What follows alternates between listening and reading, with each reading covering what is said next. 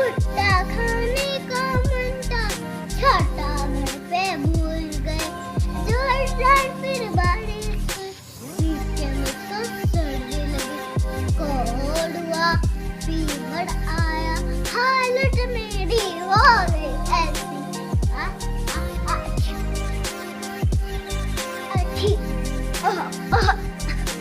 अच्छी गाइस, मेरा channel subscribe करो, लाइक और सब्सक्राइब। मैं अपनी फेवरेट खाने जा रही हूँ, मैगी। Bye bye.